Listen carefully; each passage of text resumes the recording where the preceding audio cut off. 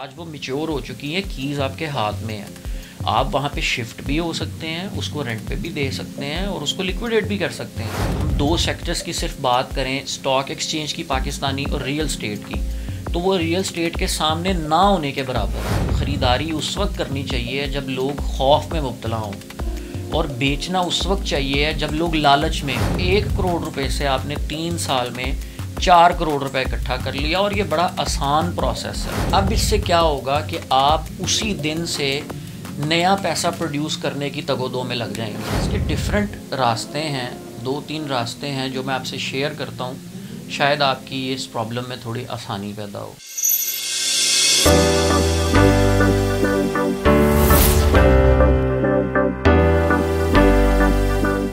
जी अस्सलाम वालेकुम, मेरा नाम असदुल्ला अवान है और बाहू स्टेट के प्लेटफॉर्म से मैं आपको खुशामदीद कहता हूँ। जैसा कि आप मेरी वीडियोस को देखते रहते हैं, मैं रियल स्टेट की मार्केट को कवर अप करके आपको बताता रहता हूँ कि कहाँ पे इन्वेस्टमेंट की जाए तो हमें ज़्यादा अच्छा रिज़ल्ट मिलेगा।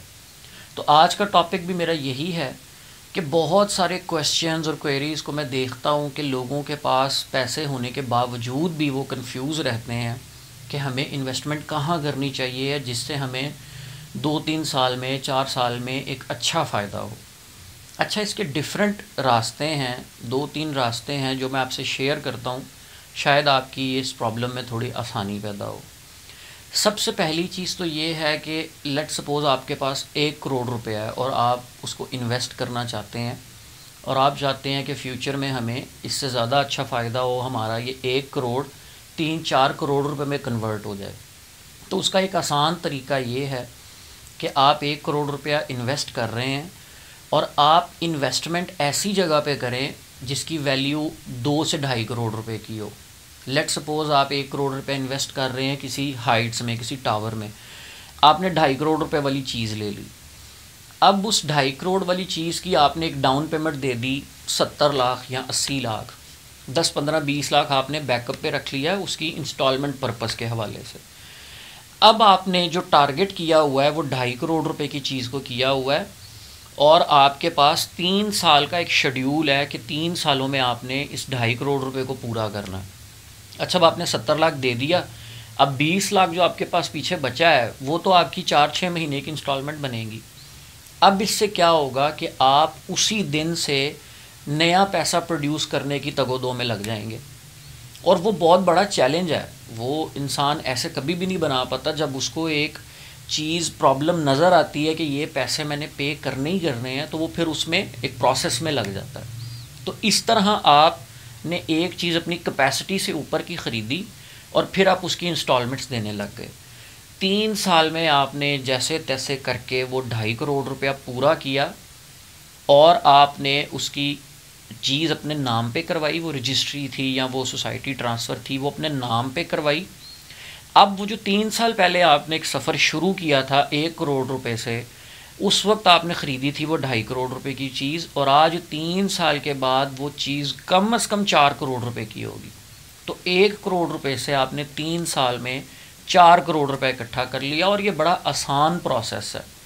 यूजुअली लोग, मैं देखता हूँ कि वो इन्वेस्टमेंट के बारे में सिर्फ सोचते ही रहते हैं कि हम लेते हैं, अच्छा चलें ये रेट थोड़े से और नीचे आ जाएं लेंगे।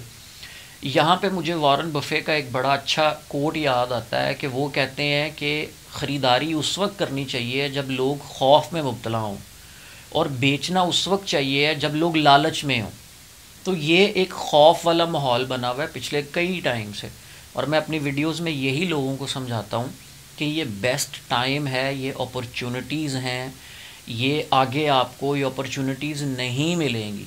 यूजुअली मोस्टली लोग फंसते ही बेचारे उस वक्त हैं जब एक बहुत बड़ी हाइप क्रिएट हो जाती है, और वो उसमें फिर छलांग मारने की कोशिश करते हैं और वो पीक प्राइसेस पे चीज़ ले लेते हैं, एंड देन उसके रिवर्स होने का टाइम होता है तो फिर वो नुकसान उठाते हैं। बेस्ट टाइम वो होता है कि आप इवैल्यूएट करें चीज़ों को कि एक चीज़ 2 साल पहले थी 1 करोड़ रुपए की, आज वो चीज़ हुई हुई है 25 लाख रुपए की।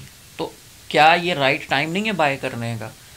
आज आप बाय करेंगे और उसका वेट करेंगे तो वो चीज़ ने जब ऊपर जाना है तो वो आपको प्रॉफिट हो रहा होगा, जबकि जिसने 1 करोड़ रुपए की ख़रीदी थी उस बेचारे का नुकसान पूरा हो रहा है।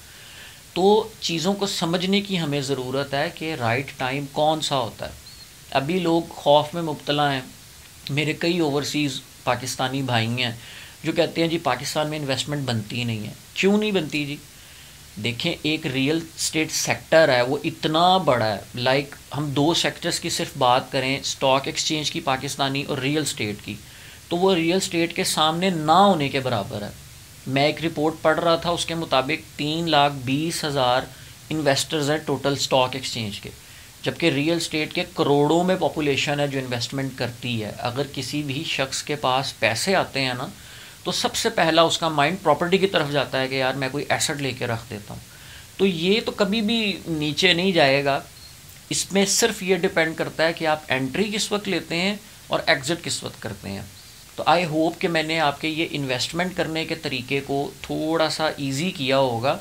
मैंने एग्जांपल 1 करोड़ रुपए की दी है, आप उसको 10-15 लाख पे भी ला सकते हैं।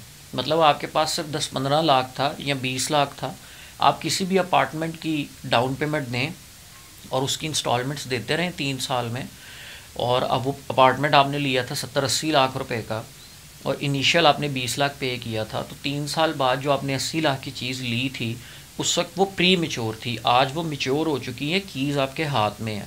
आप वहाँ पे शिफ्ट भी हो सकते हैं, उसको रेंट पे भी दे सकते हैं और उसको लिक्विडेट भी कर सकते हैं। तो वो जो 3 साल पहले आपने 80 लाख रुपए की ली थी, क्या 3 साल के बाद वो 1 करोड़ या 1-10 की नहीं होगी? और आपने स्टार्ट कितने पैसों से लिया था? 20 लाख रुपए से। तो 20 लाख कन्वर्ट हो रहा है 1 करोड़ रुपए में। इसी तरह 1 करोड़ कन्वर्ट हो रहा है 4 करोड़ रुपए में। सिर्फ आपकी प्लानिंग के ऊपर डिपेंड करता है कि आप किस तरह से प्लानिंग करते हैं अपने फ़ंड्स को यूटिलाइज़ करने की। आई होप ये वीडियो आपके लिए काफ़ी इन्फॉर्मेटिव होगी। मज़ीद अगर आप कुछ जानना चाहते हैं या कोई भी चीज़ बाय या सेल करना चाहते हैं तो स्क्रीन पे आप मेरा नंबर देख रहे होंगे। Thank you so much. अल्लाह हाफ़िज़।